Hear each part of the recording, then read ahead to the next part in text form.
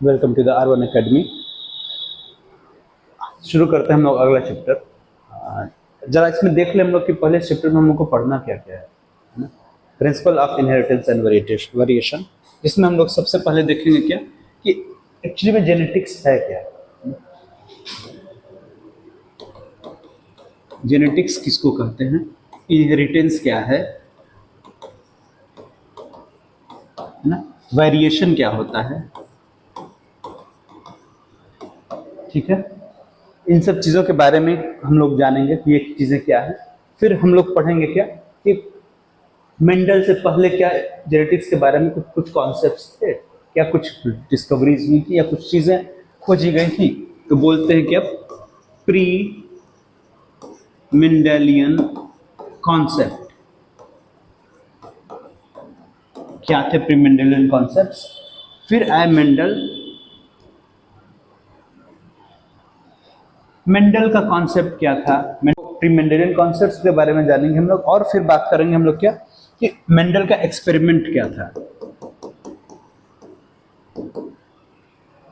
क्या एक्सपेरिमेंट किया मेंडल ने, मेंडल को सक्सेस क्यों मिली, रीजन क्या था, reasons of Mendel success.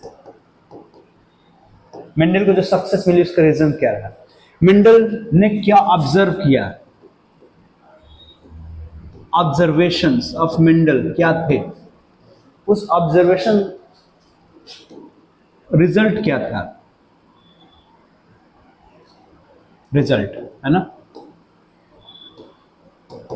Mendel के एक्सपेरिमेंट का रिजल्ट क्या रहा और उससे मेंडल ने क्या कंक्लूजन निकाला, ठीक है। क्या कंक्लूजन निकाला मेंडल ने और क्या है लॉज ऑफ मेंडल।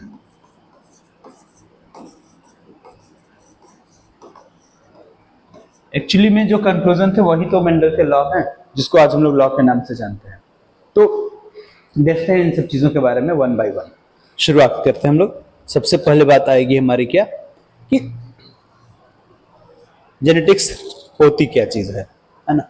कि principle of inheritance and variation में जो हम लोग बात कर रहे थे, तो सबसे पहले जेनेटिक्स है क्या। जेनेटिक्स एक साइंस की ब्रांच है, एक ऐसी ब्रांच जिसमें हम लोग किस चीज के बारे में पढ़ते हैं, हम लोग पढ़ते हैं इनहेरिटेंस और वेरिएशन, ठीक है ना। इनहेरिटेंस और वेरिएशन किसका, कैरेक्टर्स का, from parent generation to the offspring.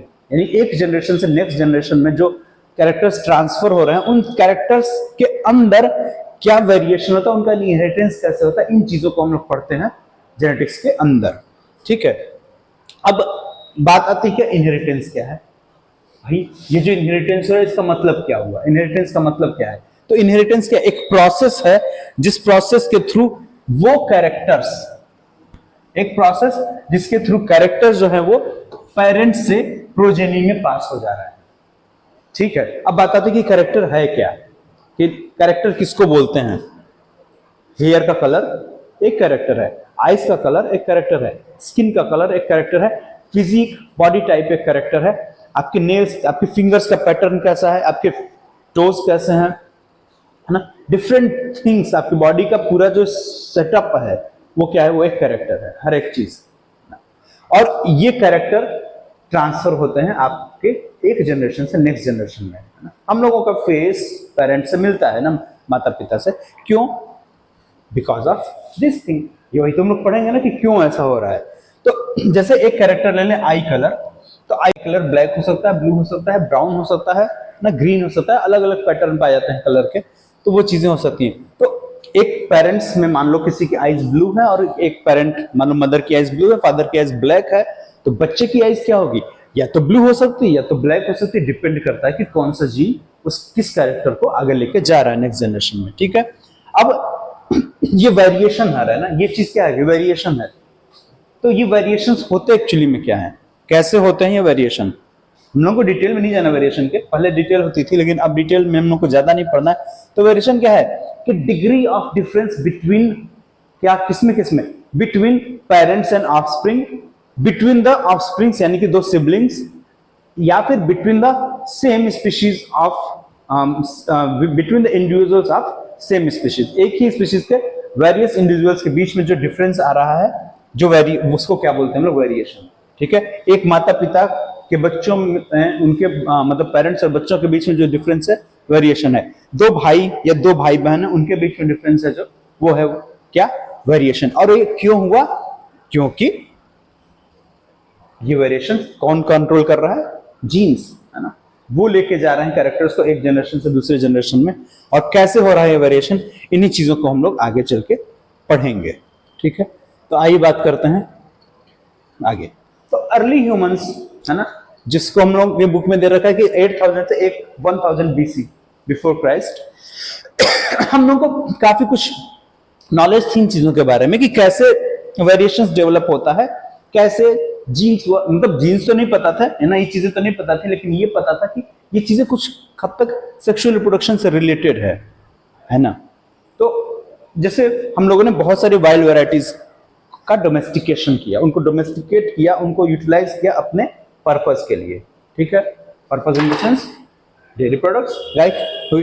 तो जैसे वाइल्ड वैरायटी काउज की है, उनको डोमेस्टिकेट किया, कैसे किया, बाय सेलेक्टिव क्रॉसिंग, है ना, उनकी सेलेक्टिव ब्रीडिंग करा के हम लोगों ने उसको आर्टिफिशियल सिलेक्शन एक तरीके से किया, सेलेक्टिव ब्रीडिंग कराकर सेक्सुअल रिप्रोडक्शन के थ्रू हम लोगों ने क्या किया, उनको डोमेस्टिकेट किया, और एक वाइल्ड वैरायटी से हम लोगों ने जो आपको कहे कि मोर यील्डिंग, ज्यादा यील्ड जो देने वाली वैरायटी है, उसको तैयार की। जैसे एक साहिवाल है ना, बहुत सारी वैरायटीज हैं जिसको हम लोग देख सकते हैं यहाँ पे। तो एक्चुअली में होता क्या ना कि जो वेरिएशंस होते हैं ना, ये सुपीरियर क्वालिटी को फेवर करते हैं।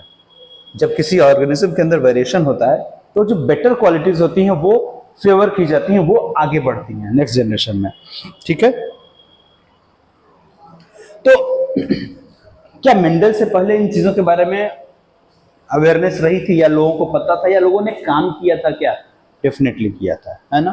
कई सारे प्री मेंडेलियन कॉन्सेप्ट हैं जो मेंडल से पहले वर्क हुए, लेकिन एक मेजर प्रॉब्लम जो उसमें थी, क्या, जो प्री मेंडेलियन कॉन्सेप्ट था, जो थ्योरीज थी, वो किस पे डिपेंड कर रही थी, वो थी थ्योरी ऑफ ब्लेंडिंग इनहेरिटेंस, जिसमें ये माना जाता था कि कैरेक्टर्स की मिक्सिंग हो जाती है। माँ और बाप, माता और पिता से जो कैरेक्टर्स अगले बच्चे के अंदर जो जा रहे हैं, वो कैरेक्टर मिक्स हो जाते हैं। जबकि मेंडल ने इस चीज को डिस्कार्ड किया, उन्होंने बोला क्या कि ब्लेंडिंग इनहेरिटेंस जैसी कोई चीज नहीं होती है। ठीक है, तो मिक्सिंग ऑफ कैरेक्टर की बात कही गई थी जो प्री मेंडेलियन कॉन्सेप्ट्स थे उसके अंदर। कई सारे लोग रहे, जैसे पाइथागोरस थे, इन्होंने मॉइस्ट वेपर थ्योरी दी, डिटेल जाने की जरूरत नहीं है। अरिस्टोटल फ्लूइड थ्योरी, परफॉर्मेशन थ्योरी दी थी सॉमरडर्म ने। फिर डार्विन आए, यहां से चीजें बदली। अब देखो, डार्विन की थ्योरी जो थी, और इनकी थ्योरी के आगे या इनके काम के आगे मेंडल का काम थोड़ा सा दब सा गया था ना, उसको ज्यादा महत्व नहीं दिया गया।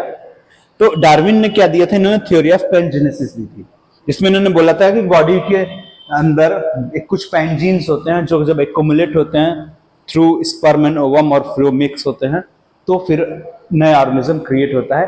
लेकिन बात क्या हुई, फिर वही इनके अंदर भी क्या दिक्कत आई, मिक्सिंग ऑफ कैरेक्टर्स की बात इनकी भी रही थी, इसी वजह से ये डिस्कार्ड हो गए समय के साथ ना। वीजमैन आए साइंटिस्ट, जिन्होंने theory of continuity of germ plasm दिया। कुछ आगे बढ़ी बात है ना, continuity of germ plasm continue चल रहा है, एक जनरेशन से नेक्स्ट जनरेशन वो कैरेक्टर को लेके जा रहा है, लेकिन बात उतनी नहीं बनी, क्लियरिटी नहीं आई इनकी बातों में, है ना। सब चीजों को बेहतर तरीके से जस्टिफाई किया, क्लैरिफाई किया किसने, ग्रेगर जॉन मेंडल ने। ठीक है, 1856 से 1863 ये समय है जब इन्होंने काम किया था, हाइब्रिडाइजेशन एक्सपेरिमेंट किया था, जिसको 1866 में इन्होंने पब्लिश कराया। रिकॉग्नाइज नहीं किया गया इनके काम को, है ना, कोई रिकॉग्निशन नहीं मिला इनको। रीजन बहुत सारे रहे, जिसको भी हम लोग आगे डिस्कस करेंगे। 1884 में इनकी डेथ हो जाती है, और इनके डेथ होने तक इनको कोई रिकॉग्निशन नहीं मिलती है।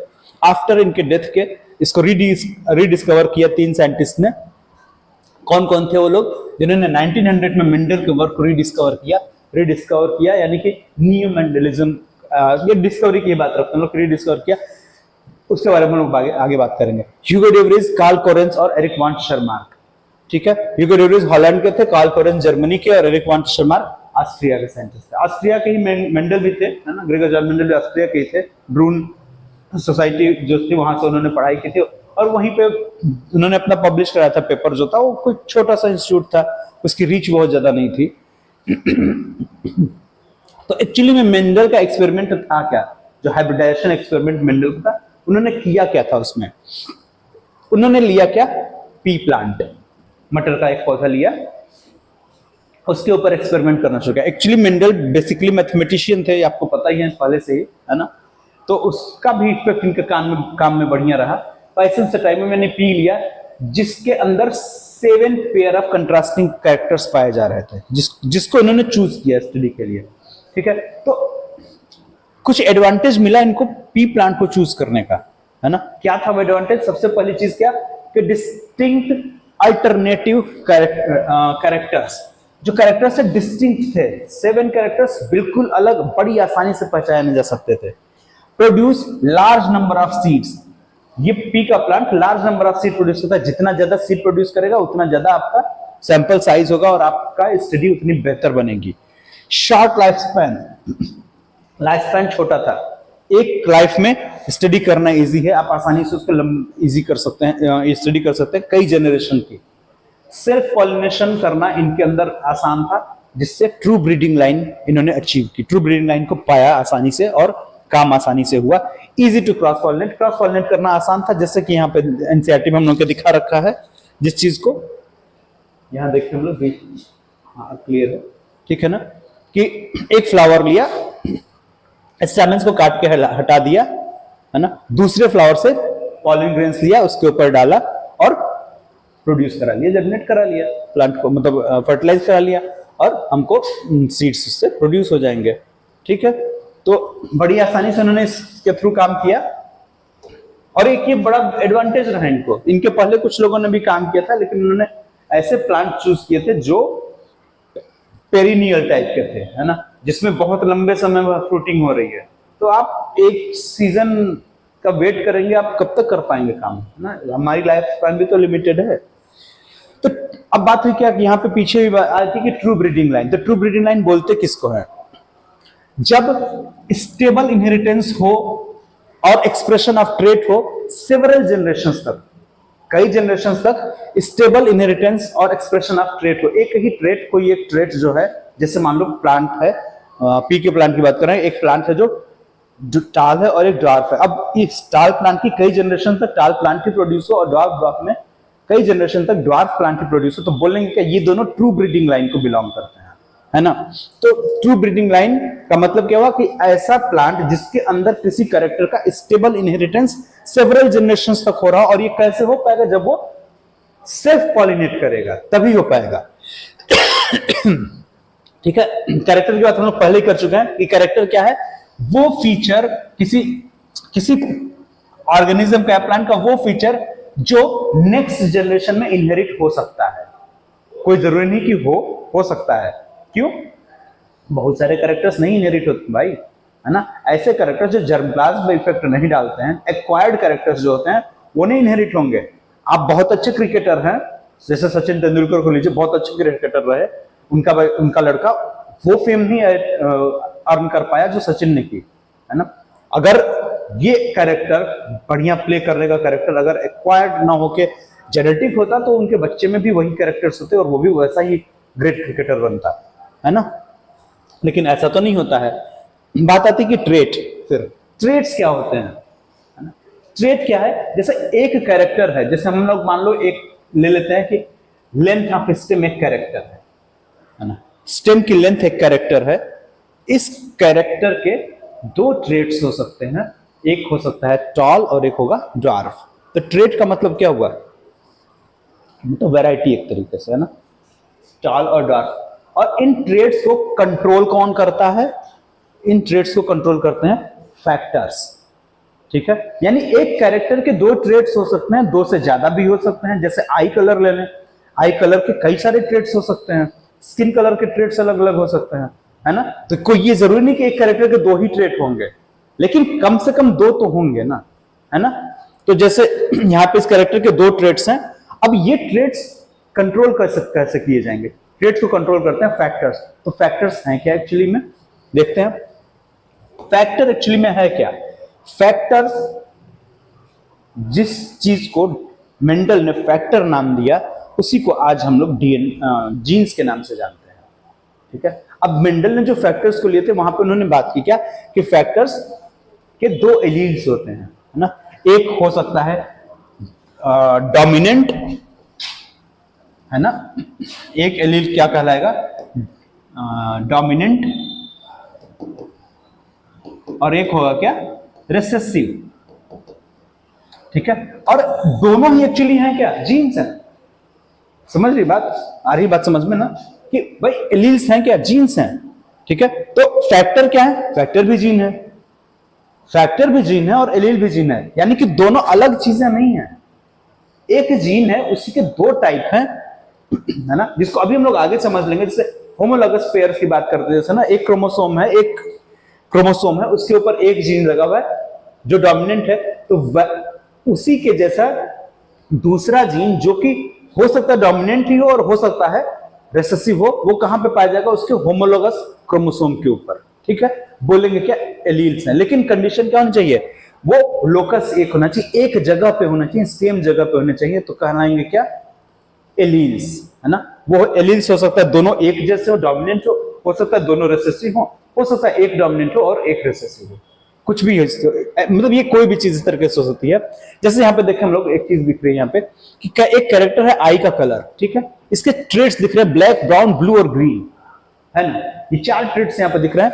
अब इन ट्रेड्स को कंट्रोल करने के लिए फैक्टर्स होंगे या जीन्स होंगे। से मान लो कैपिटल बी अगर ब्लैक को कंट्रोल करता है, स्मॉल बी ब्राउन को, तो बी कैपिटल बी डोमिनेंट है और स्मॉल बी अगर रिसेसिव है, तो अगर दोनों डोमिनेंट कैरेक्टर्स होंगे तो आइस ब्लैक होगी, एक डोमिनेंट एक रिसेसिव होगा तो भी ब्लैक होगी, और दोनों रिसेसिव होंगे तो ब्राउन हो जाएगी, है ना। ठीक, क्लियर, आगे बढ़ते हैं। तो फैक्टर की बात हो गई, एलील्स की बात हो गई और जीन्स की भी बात हो गई, ये तीनों बातें होंगी। जीन्स एक्चुअली में क्या, फंक्शनल यूनिट ऑफ डीएनए या इनहेरिटेंस, है ना, इनहेरिटेंस की फंक्शनल यूनिट, ठीक है।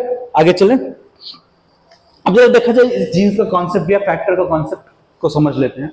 मान लो ये एक क्रोमोसोम है, ठीक, ये उसका होमोलॉगस क्रोमोसोम है।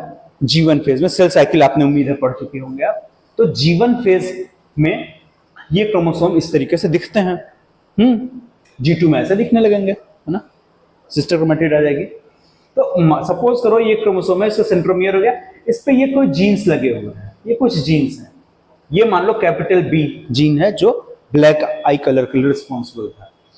इसके होमोलॉगस क्रोमोसोम पे एट द सेम लोकस, उसी जगह पे दूसरा एलील पाया जाएगा। हो सकता है वो डोमिनेंट हो या हो सकता है वो रिसेसिव। जैसे यहां पे हम लोग एक रिसेसिव जीन को देख रहे हैं जो स्मॉल बी से रिप्रेजेंट किया जा रहा है ना। एक मिनट इसको मिटा देते हैं, जरा फालतू बहुत ज्यादा हो गया है, जैसे जरूरत पड़ेगी उसको हम लोग बना लेंगे फिर से, ठीक है।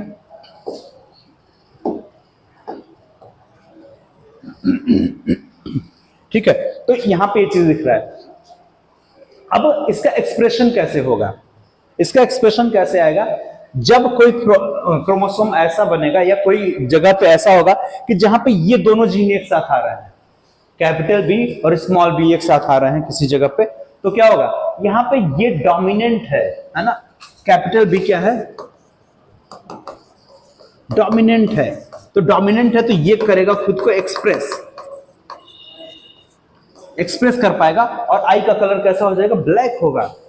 कोई कंडीशन ऐसी हो कि दोनों ही स्मॉल बी जीन्स आ जाएं, तो क्या है, ये रिसेसिव है, इस वजह से ये खुद को एक्सप्रेस करेगा, और एक्सप्रेशन क्या होगा, ब्राउन आई, एक्सप्रेशन ब्राउन आई का आएगा, ठीक है ना। ये कंडीशन अगर देखा जाए, ये वाला जहां पे एक डोमिनेंट और एक रिसेसिव जीन है, बोलते हैं क्या, हेटेरोजाइगस कंडीशन, ठीक है। और जहां पे दोनों डोमिनेंट हो या दोनों रिसेसिव हो, जैसे यहां पे दोनों रिसेसिव है, अगर दोनों ही डोमिनेंट होते चाहे दोनों ही रिसेसिव होते, तो बोलते क्या हम लोग, होमोजाइगस कंडीशन, ठीक है। तो जब भी रिसेसिव कैरेक्टर खुद को एक्सप्रेस कर रहा होगा तो वो डेफिनेटली होमोजाइगस कंडीशन में ही होगा। अगर वो हेटेरोजाइगस है तो वो खुद को एक्सप्रेस नहीं कर सकता है, सिर्फ तभी कर सकता है जब वो होमोजाइगस कंडीशन में हो, ठीक है। एक जरा G2 फेज का देखते हैं क्रोमोसोम। आपके सामने एक G2 फेज का क्रोमोसोम दिखाई दे रहा है जिसकी सिस्टर क्रोमेटिड्स हैं, ठीक है। अब यहाँ पे देखो क्या दिख रहा है, यहाँ पे कैपिटल बी है एक जीन और यहाँ पे भी कैपिटल बी है। अब देखो सेम लोकस पे हैं ये एलील्स कहलाएंगे, है ना, सेम लोकस में। और सॉरी मतलब ये कैपिटल बी जीन है और यहाँ पे स्मॉल बी जीन है इसके होमोलॉगस क्रोमोसोम पे, है ना। ये दोनों क्या है, होमोलॉगस क्रोमोसोम है आपस में। तो ये और ये क्या हो गए, एलील हो गए, ठीक है, एक डोमिनेंट और एक रिसेसिव, ठीक है। अब जब गैमीट फॉर्मेशन होएगा तो ये स्प्लिट कर जाएंगे, यहां से टूट जाएंगे, 4 गैमीट बनेंगे, 2 कैपिटल बी वाले और 2 स्मॉल बी वाले, यानी कि 2 डोमिनेंट एलील वाले और 2 रिसेसिव एलील वाले। ऐसे ही एक बना होगा, है ना, वहां से डोमिनेंट और रिसेसिव एलील्स आएंगे, मिक्स करेंगे आपस में और जैसा कॉम्बिनेशन बनेगा वैसा एक्सप्रेशन आएगा। अगर होमोजाइगस डोमिनेंट होगा तो वो डोमिनेंट कैरेक्टर शो करेगा, हेटेरोजाइगस डोमिनेंट होगा तो भी डोमिनेंट कैरेक्टर शो करेगा, होमोजाइगस रिसेसिव होगा तो फिर रिसेसिव कैरेक्टर शो करेगा, है ना। तो ये चीजें कैसे हुई, कैसे स्टेब्लिश किया गया, जरा इसको अब समझा जाए। तो मेंडल ने जो अपना एक्सपेरिमेंट किया था, उस एक्सपेरिमेंट में उन्होंने 7 कैरेक्टर्स लिए थे, 7 कैरेक्टर्स को चूज किया था। उसको जरा देखें हम लोग क्या क्या कैरेक्टर्स थे, कैरेक्टर्स कौन से थे, उनका डोमिनेंट और रिसेसिव ट्रेट्स कौन था और उसकी लोकेशन क्या थी जीन के ऊपर, मतलब इस जगह पे लोकेशन था। Seed shape, seed colour, flower का कलर लिया उन्होंने, ठीक है ना। अब देखो सीड शेप में राउंड और रिंकल थे 7th जीन क्रोमोसोम पे, 7वां जीन 7th लोकेशन पे था। फिर सीड कलर येलो और ग्रीन में फर्स्ट लोकेशन, फ्लावर कलर में वायलेट और व्हाइट लिया। अब हम लोग डोमिनेंट और रिसेसिव, आपको पता है ये चीजें पहले से ही, आपको बस याद रखना है इस पूरे चार्ट को।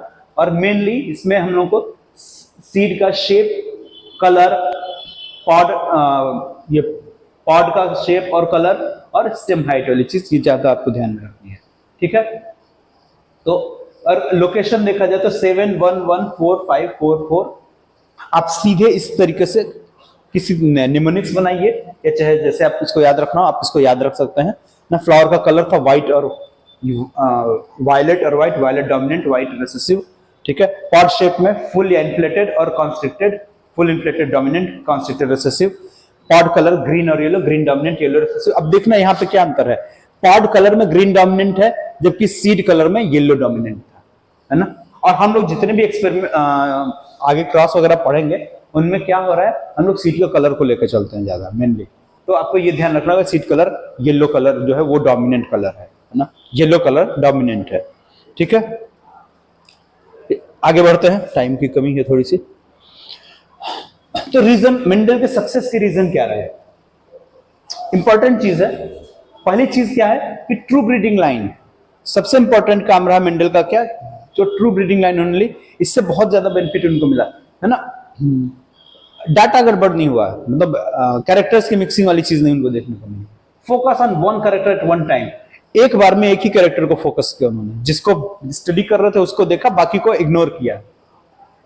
Statistical methods and mathematical tools and logic, mathematician थे तो इसका उन्होंने फायदा उठाया पूरा, स्टैटिस्टिक्स, बायोस्टैटिस्टिक्स का यूज किया इसमें और कुछ मैथमेटिकल टूल्स अप्लाई किए। और यही एक बात भी रही जो इनको डिस्कार्ड किया गया, है ना। बायोलॉजिकल स्टडीज में मैथमेटिकल टूल्स का किसी ने यूज ही नहीं किया था कभी, तो अवॉइड कर दिया गया कि फालतू काम कर रखे हैं। Accurate record of his experiments, अपने एक्सपेरिमेंट्स का एक्यूरेट रिकॉर्ड रखा जिससे डाटा करप्शन वाली चीज नहीं है, डाटा करप्ट नहीं होता है हुआ इनका। Large sample size, P plant लिया था जिसमें सीड बहुत ज्यादा बनते थे, तो सैंपल साइज लार्ज था। जितना सैंपल साइज आपका लार्ज होगा आपकी स्टडी उतनी ज्यादा ऑथेंटिक होती जाएगी, है ना।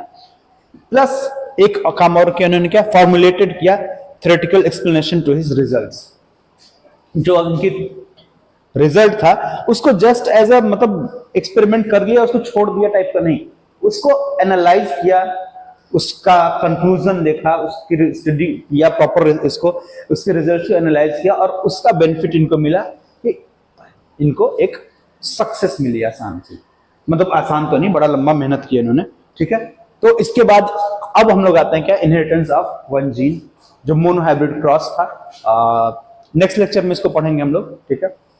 तो कैसा लगा जरूर बताइएगा, लाइक एंड शेयर करिए इस चीज चैनल को। जैसा आप अगर कुछ पूछना चाहें तो आप इसमें पूछ सकते हैं। मैसेज कर सकते हैं। कैसा लगा जरूर बताइएगा, ठीक है। ओके, थैंक यू, मिलते हैं नेक्स्ट वीडियो में।